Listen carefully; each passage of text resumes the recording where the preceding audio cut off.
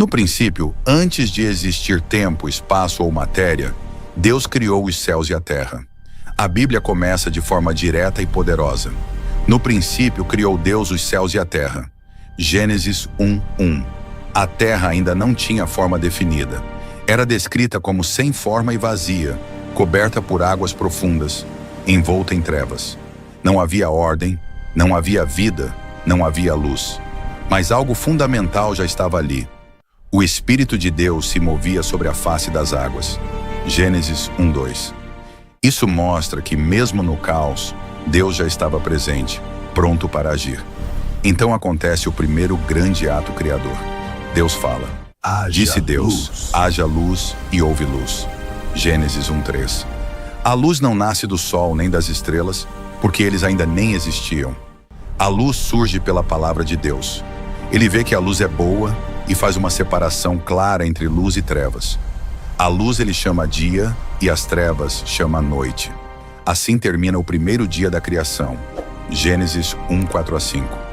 No segundo dia, Deus continua organizando o que antes era caótico. Ele cria o firmamento, uma grande expansão que separa as águas de cima das águas de baixo. É aqui que surge aquilo que chamamos de céus. Deus estabelece limites, coloca ordem, cria estrutura. A criação não é aleatória, ela segue um propósito claro. Gênesis 1:6-8. No terceiro dia, Deus reúne as águas que estavam debaixo do céu em um só lugar, fazendo surgir a porção seca, que ele chama de terra, enquanto o ajuntamento das águas ele chama de mares. Pela primeira vez, o mundo começa a se parecer com um lugar habitável. Deus olha e vê que isso é bom. Gênesis 1:9-10. Mas ele não para por aí. Ainda no terceiro dia, Deus faz a terra produzir vegetação.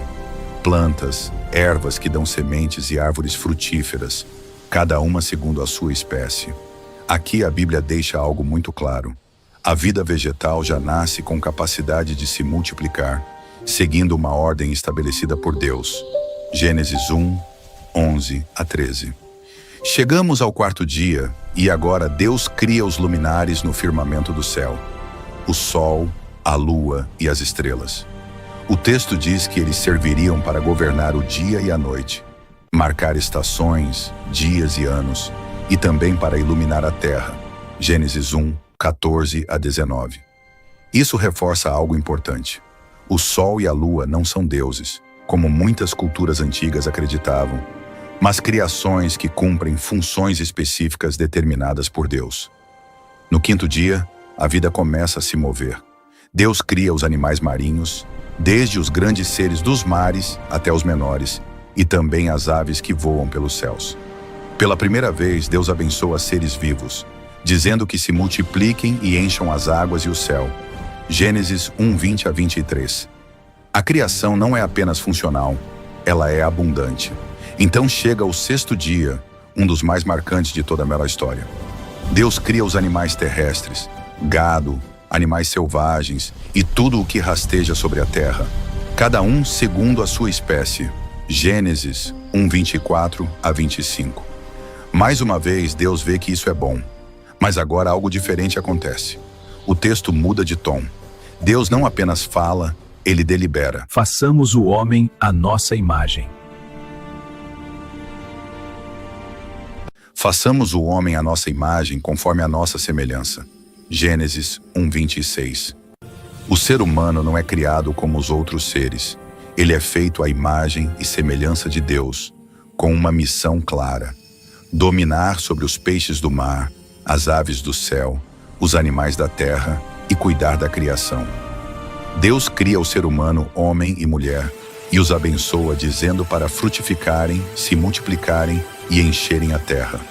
Gênesis 1:27-28. Deus também estabelece a provisão. Dá ao ser humano as plantas e frutos como alimento, e faz o mesmo com os animais. Gênesis 1:29-30. A criação nasce em equilíbrio, sem violência, sem morte descrita nesse estágio inicial. Ao final do sexto dia, a Bíblia faz uma declaração forte. E viu Deus tudo quanto tinha feito, e eis que era muito bom. Gênesis 1:31. Não apenas bom, mas muito bom. Tudo estava completo, organizado e em perfeita harmonia. Assim se encerram os 6 dias da criação, mas a história ainda não terminou. Falta um detalhe essencial que revela muito sobre o caráter de Deus e sobre o propósito da existência humana. No 7º dia, a narrativa muda completamente o ritmo. Deus não cria nada novo. A Bíblia diz que ele descansou de toda a obra que havia feito. E havendo Deus acabado no dia 7º a sua obra, que tinha feito, descansou no 7º dia de toda a sua obra. Gênesis 2:2. Esse descanso não acontece por cansaço, mas como o estabelecimento de um princípio. Deus abençoa o 7º dia e o santifica. Gênesis 2:3. Mostrando que o descanso também faz parte da criação. O tempo passa a ter significado espiritual. A criação não é só trabalho, é também comunhão. A partir daqui, o texto bíblico retoma e aprofunda a criação do ser humano. Gênesis 2 não contradiz Gênesis 1. Ele detalha o que já foi criado. A Bíblia explica que, antes de haver qualquer planta cultivada, Deus forma o homem do pó da terra. E formou o Senhor Deus o homem do pó da terra, e soprou em suas narinas o fôlego da vida. E o homem foi feito alma vivente. Gênesis 2:7. Aqui está uma verdade central da fé bíblica. O corpo humano vem da terra, mas a vida vem diretamente de Deus. O ser humano vive porque Deus sopra vida nele. Depois disso, Deus planta um lugar especial chamado Jardim do Éden, localizado a oriente. Gênesis 2:8. Ali ele coloca o homem. O jardim não era apenas bonito, era funcional. Havia árvores agradáveis à vista e boas para alimento. No meio do jardim estavam a árvore da vida e a árvore do conhecimento do bem e do mal. Gênesis 2:9. Um rio saía do Éden para regar o jardim e se dividia em 4 braços: Pison, Gion, Tigre e Eufrates. Gênesis 2:10 a 14. Esses detalhes geográficos mostram que o texto bíblico trata a criação como algo real, situado no mundo, e não como um mito abstrato. Deus então dá ao homem uma missão clara. Tomou o Senhor Deus o homem e o pôs no jardim do Éden para o lavrar e o guardar. Gênesis 2:15. O trabalho já existia antes do pecado. Cuidar da criação fazia parte do propósito humano desde o início. Mas junto com a missão vem também um limite. Deus ordena que o homem pode comer livremente de todas as árvores do jardim, exceto uma. Mas da árvore do conhecimento do bem e do mal, dela não comerás, porque no dia em que dela comeres, certamente morrerás. Gênesis 2:17. Esse mandamento revela algo profundo. O ser humano foi criado com liberdade, mas essa liberdade exige responsabilidade e obediência. Em seguida, Deus declara algo inédito até então. Não é bom que o homem esteja só. Não é bom que o homem esteja só. Gênesis 2:18. Até aqui, tudo era bom ou muito bom. A solidão do homem é a primeira coisa descrita como não boa. Deus decide então fazer uma auxiliadora que lhe fosse idônea, alguém que correspondesse a ele. Antes disso, Deus traz os animais até o homem para que ele lhes dê nomes. Gênesis 2:19 a 20. Dar nome na Bíblia é sinal de autoridade e entendimento. O homem reconhece cada criatura, mas entre elas não encontra alguém semelhante a si. Então Deus faz algo único. Ele faz cair sobre o homem um sono profundo, toma uma de suas costelas e forma a mulher. Gênesis 2:21 a 22. Quando o homem a vê, ele declara: Esta é agora osso dos meus ossos e carne da minha carne. Gênesis 2:23. A mulher não é criada do pó, nem da cabeça para dominar, nem dos pés para ser inferior, mas do lado, mostrando igualdade, proximidade e parceria. A Bíblia conclui essa parte com uma afirmação fundamental sobre o casamento. Portanto, deixará o homem o seu pai e a sua mãe, e apegar-se-á à sua mulher, e serão ambos uma carne. Gênesis 2:24. O texto termina dizendo que ambos estavam nus e não se envergonhavam. Gênesis 2:25. Isso revela um estado de completa inocência, transparência e comunhão, tanto entre eles quanto com Deus. Assim termina o relato da criação. Um mundo perfeito, organizado, cheio de vida, propósito e presença divina. O ser humano criado à imagem de Deus, vivendo em harmonia com a criação, com o próximo e com o próprio Criador. Mas essa perfeição não duraria para sempre. Algo estava prestes a acontecer que mudaria o rumo da humanidade, da criação e da própria história bíblica. Mas isso é história para outro vídeo. Se essa história te fez refletir sobre a origem de tudo, deixa o like, se inscreve no canal e compartilha esse vídeo com alguém que também quer entender a Bíblia desde o começo. Quer nos ajudar a continuar espalhando a palavra? Dá uma olhada nos links aqui na descrição. Comprando qualquer coisa através deles, vocês nos ajudam e não tem nenhum custo extra. A história de Noé começa num momento em que a humanidade estava no seu pior estado. A Bíblia descreve esse período em Gênesis 6 e é direto ao ponto. A maldade tinha se espalhado tanto que toda a imaginação dos pensamentos do seu coração era só má continuamente. A terra estava corrompida e cheia de violência. O mundo estava completamente fora de controle. Em meio a esse caos, surge um nome que se destaca: Noé. E a Bíblia diz algo muito importante sobre ele. Noé achou graça aos olhos do Senhor. E por quê? Porque ele era um homem justo, íntegro, entre seus contemporâneos e andava com Deus. Noé não era perfeito, mas vivia de maneira diferente em meio à corrupção geral.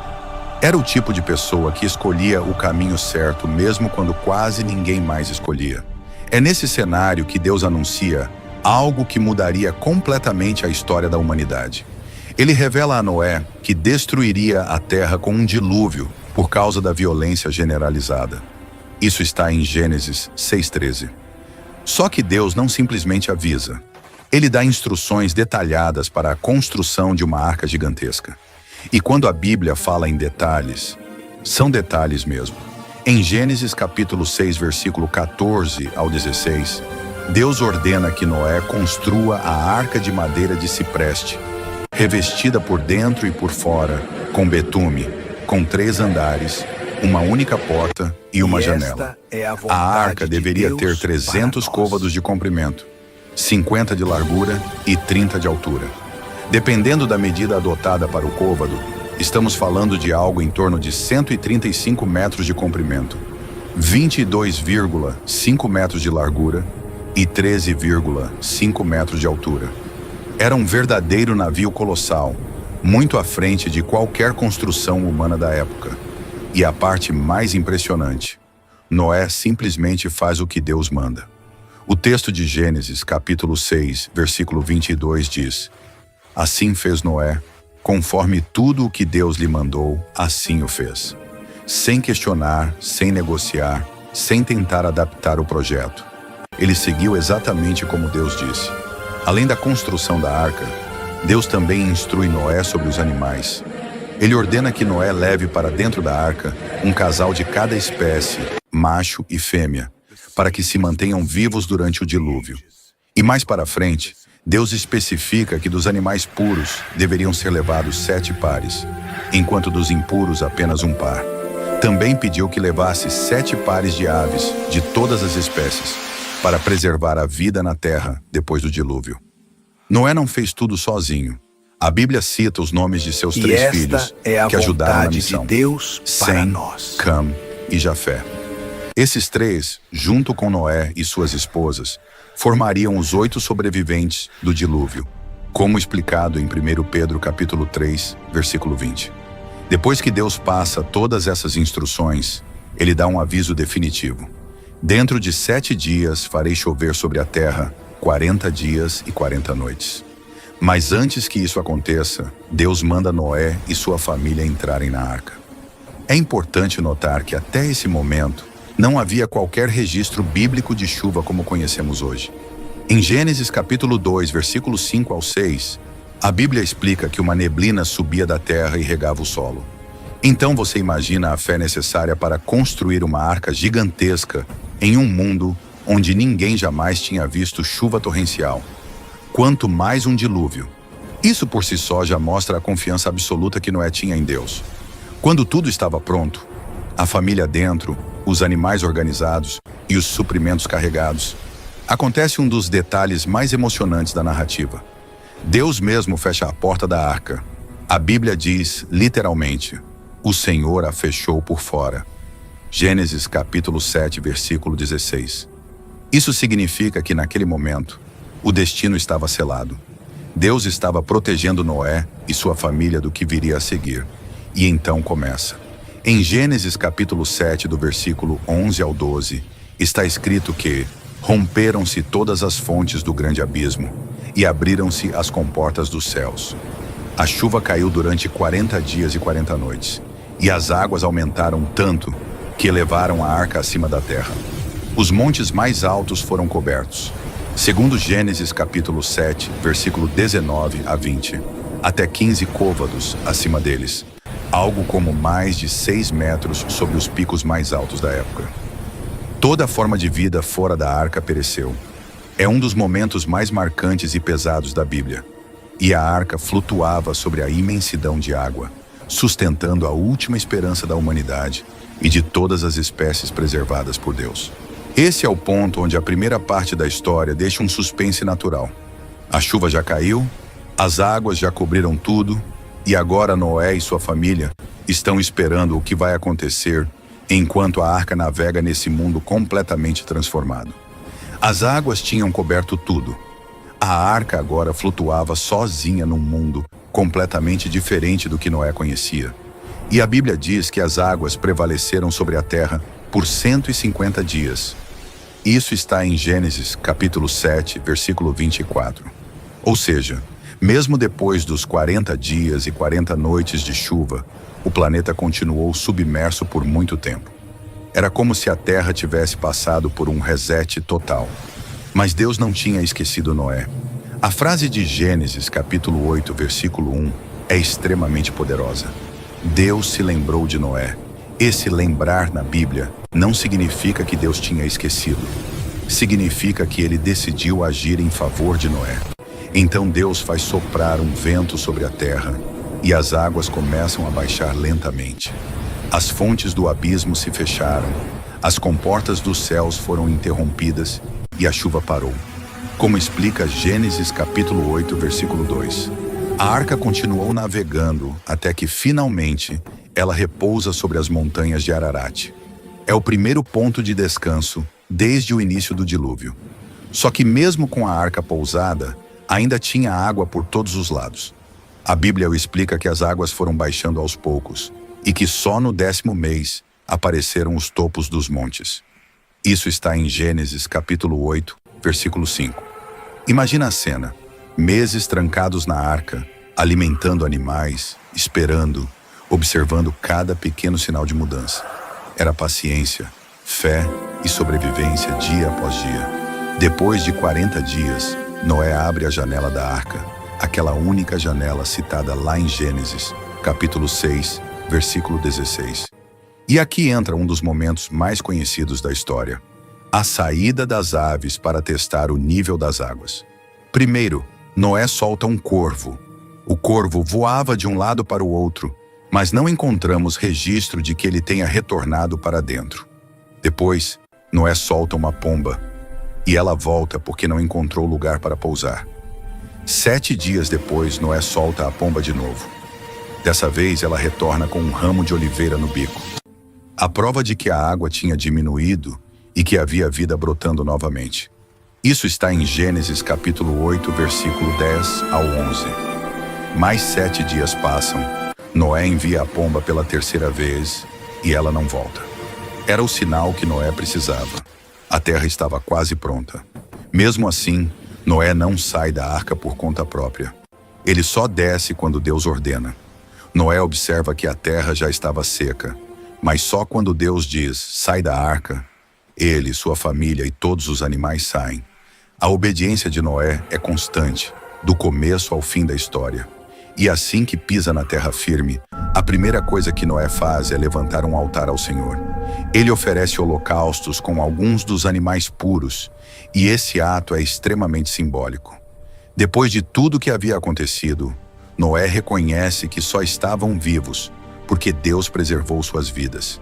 Era gratidão, adoração e entrega.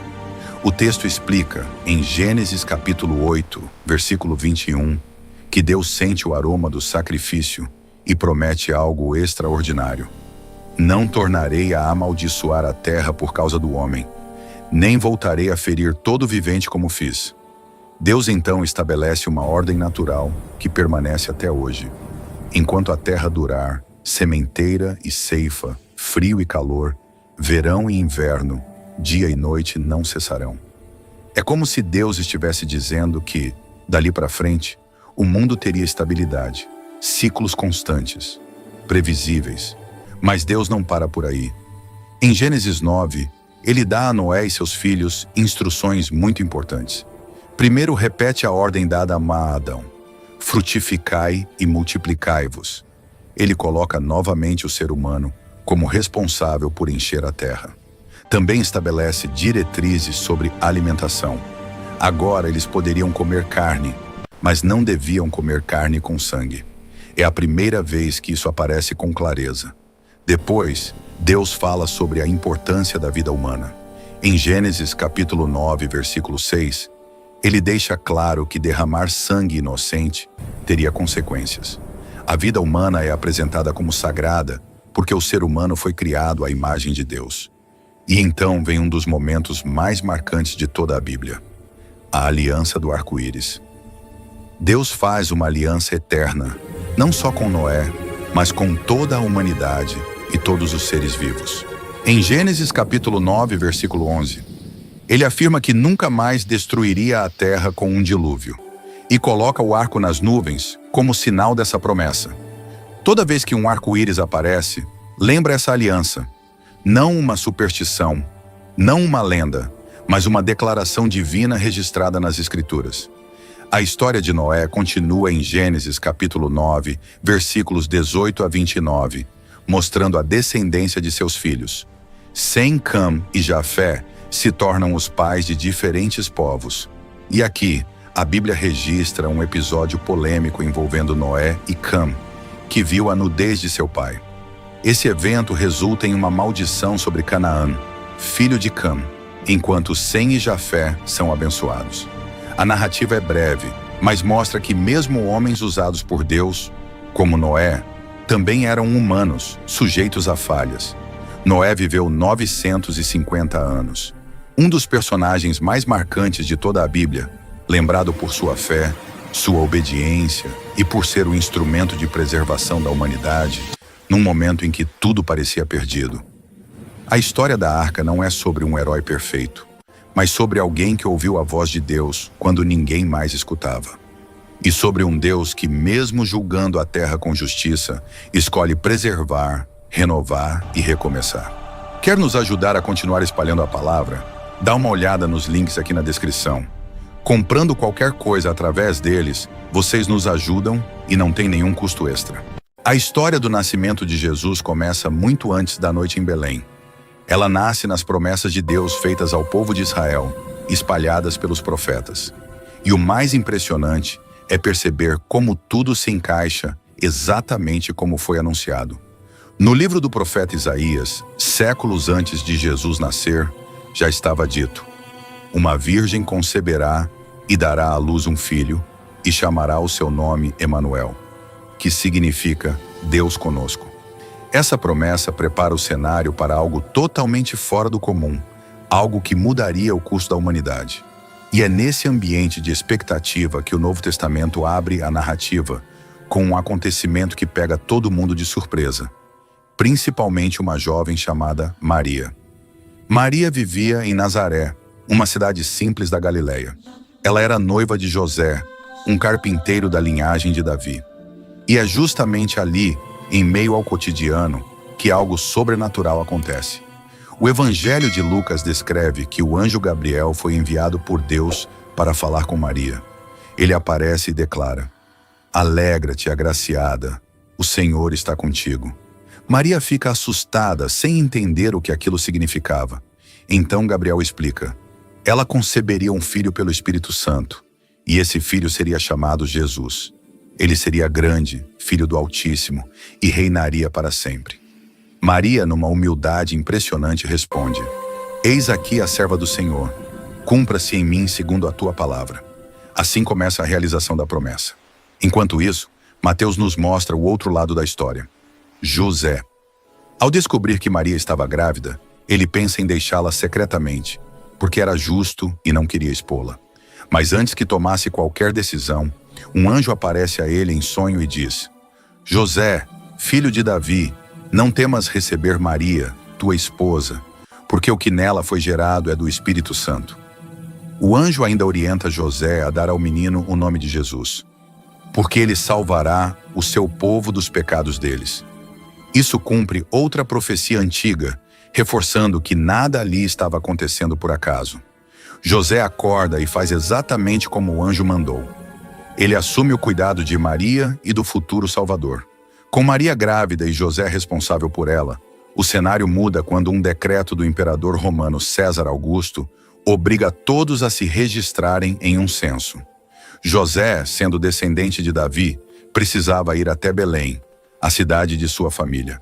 Então eles partem de Nazaré rumo ao sul, seguindo por caminhos longos e cansativos. A Bíblia não detalha essa viagem, mas sabemos que Maria fazia esse trajeto avançando na gravidez, e que o caminho até Belém não era nada fácil. Mesmo assim, eles obedecem ao decreto, sem imaginar que isso faria cumprir mais uma profecia. Aqui dizia que o Messias nasceria justamente em Belém. Quando chegam à cidade, encontram tudo lotado. Pessoas do país inteiro estavam ali para o recenseamento. Não havia lugar na hospedaria. É nesse contexto caótico e cheio de gente que o momento mais esperado acontece. Maria dá à luz seu filho primogênito. O Evangelho de Lucas descreve que ela o envolveu em faixas e o colocou em uma manjedoura, porque não havia lugar para eles. O ambiente é simples, sem luxos, e completamente diferente do que muitos imaginariam para o nascimento de alguém tão importante. Mas essa simplicidade combina perfeitamente com o jeito como Deus age na Bíblia, usando o improvável, o humilde, o que ninguém esperaria. Enquanto isso acontecia em Belém, algo igualmente extraordinário acontecia nos campos ao redor. Pastores estavam ali, cuidando de seus rebanhos durante a noite. E esses homens seriam os primeiros a ouvir o anúncio oficial de que o Salvador finalmente havia chegado. A Bíblia descreve que um anjo do Senhor apareceu diante deles, e a glória de Deus brilhou ao redor. Os pastores ficaram morrendo de medo, mas o anjo os tranquiliza dizendo: Não temais, eis que vos trago boas novas de grande alegria, que o será para todo o povo. Hoje vos nasceu, na cidade de Davi, o Salvador, que é Cristo, o Senhor. O anjo ainda dá um sinal. Eles encontrariam o bebê envolto em faixas e deitado numa manjedoura. De repente, uma multidão de anjos aparece, louvando a Deus e dizendo: Glória a Deus nas alturas e paz na terra entre os homens aos quais Ele concede o seu favor. Esse anúncio muda tudo para aqueles pastores. Eles decidem imediatamente ir até Belém para ver o que tinha acontecido. E é assim que eles se tornam testemunhas diretas do nascimento mais importante da história. Eles encontram Maria, José e o bebê exatamente como o anjo tinha dito. E quando veem a cena, começam a divulgar tudo o que ouviram dos anjos. Quem ouvia ficava impressionado. Maria guardava todas essas coisas no coração, refletindo sobre cada detalhe. Os pastores, então, voltam aos campos, glorificando e louvando a Deus pela experiência que tiveram. Depois da visita dos pastores, a história segue com Jesus, ainda bebê, crescendo sob os cuidados de Maria e José em Belém. O Evangelho de Lucas continua mostrando que, 8 dias depois do nascimento, o menino foi circuncidado conforme a lei judaica e recebeu oficialmente o nome de Jesus, o nome que o anjo havia dado antes mesmo de ele ser concebido. Essa ligação com a lei mostra que Jesus veio como judeu, cumprindo tudo aquilo que fazia parte da aliança estabelecida por Deus com seu povo. E isso é importante porque Jesus não surge desconectado da história de Israel. Ele vem como a continuação e o cumprimento dela. Passados os dias da purificação, como ordenava a lei de Moisés, Maria e José levaram Jesus ao templo em Jerusalém para apresentá-lo ao Senhor. Era uma prática comum entre as famílias judias. Todo primogênito do sexo masculino era consagrado a Deus. E ali acontece um dos momentos mais marcantes da narrativa: o encontro com Simeão. Lucas descreve que Simeão era um homem justo e piedoso, que esperava a consolação de Israel. O Espírito Santo estava sobre ele e havia revelado que ele não morreria antes de ver o Cristo do Senhor. Quando Maria e José entram no templo com o menino, Simeão imediatamente reconhece que aquele bebê era o Messias prometido. Ele o toma nos braços e louva a Deus, dizendo que agora podia partir em paz, porque seus olhos tinham visto a salvação preparada para todos os povos. Ele declara que Jesus seria luz para a revelação aos gentios e glória de Israel. Isso surpreende Maria e José, mas Simeão vai além. Ele profetiza que aquele menino seria motivo de queda e elevação de muitos em Israel e que uma espada traspassaria a alma de Maria, uma referência direta ao sofrimento que ela enfrentaria no futuro. Logo depois aparece Ana, uma profetisa idosa que vivia no templo servindo a Deus com jejuns e orações. Ao ver o bebê Jesus, ela também começa a agradecer a Deus e a falar sobre ele para todos que aguardavam a redenção de Jerusalém. Esses dois encontros confirmam novamente que nada naquela história era comum. Tudo estava sendo guiado por Deus de forma clara e profunda. Finalizadas as obrigações no templo, Maria e José retornam para a vida simples com Jesus. Mas é o Evangelho de Mateus que revela outro detalhe dessa etapa: a chegada dos magos vindos do Oriente. Eles não aparecem na mesma noite do nascimento. A Bíblia não diz que foram ao estábulo e nem menciona que eram 3. O texto apenas diz que eram magos, estudiosos que observaram uma estrela especial e entenderam que ela marcava o nascimento do Rei dos Judeus. Guiados por esse sinal, eles viajam até Jerusalém procurando informações.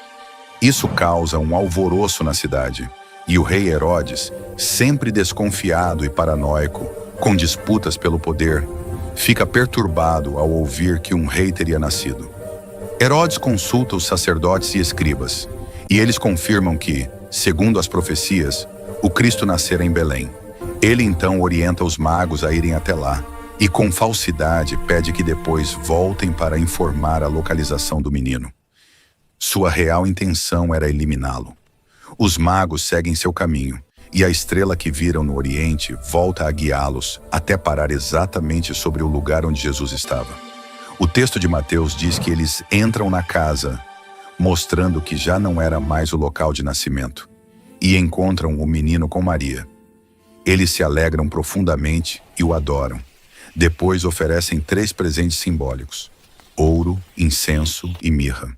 Cada um deles tem um significado profundo dentro da tradição bíblica, mas a Bíblia não explica seu simbolismo, apenas relata que foram presentes entregues.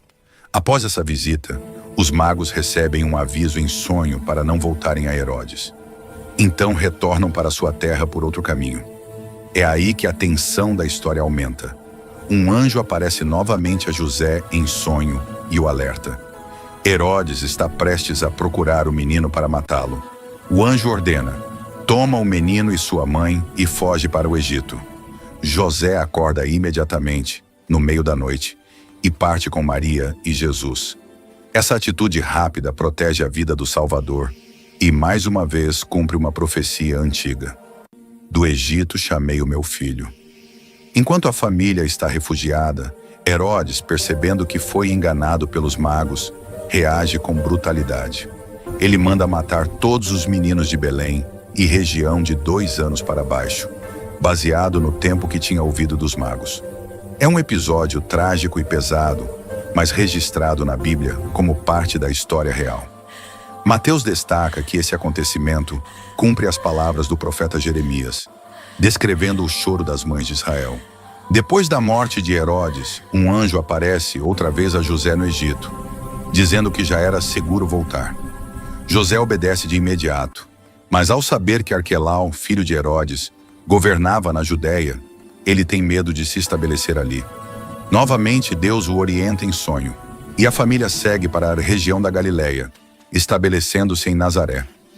Isso cumpriria o que os profetas disseram sobre Jesus ser chamado Nazareno. A partir desse ponto, a Bíblia não dá muitos detalhes sobre a infância de Jesus, mas Lucas registra que ele crescia em sabedoria, estatura e graça diante de Deus e dos homens. Assim, a história do nascimento termina mostrando como Deus conduziu cada detalhe da chegada do Salvador ao mundo, cumprindo promessas, protegendo a família e revelando seu plano através de sinais, profecias e testemunhos. Quer nos ajudar a continuar espalhando a palavra? Dá uma olhada nos links aqui na descrição. Comprando qualquer coisa através deles, vocês nos ajudam e não tem nenhum custo extra.